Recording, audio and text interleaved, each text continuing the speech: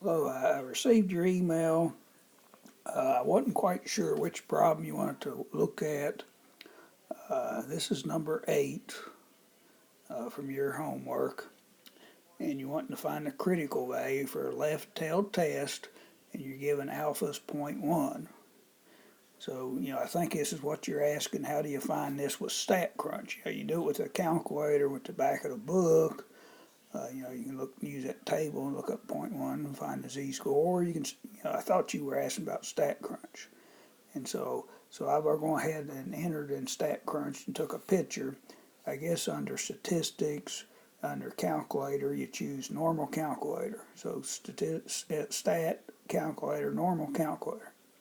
And you do have quite a few options here you have to figure out. I'm in the standard one. This would be either for left or right, depending on what you have. And so I just leave, leave this at 0 and 1. And so we're given alpha's 0.1, and so that would go here. And so I left those two values alone. The only thing I did was type 0.1 and hit compute, and then it gives me this value here, which is the critical value. They want it rounded to the nearest hundredth, so it'd be negative 1.28. So again, alpha's 0.1. I left these at 0, 1. I just type 0.1 and hit compute, and then it gives you this value here.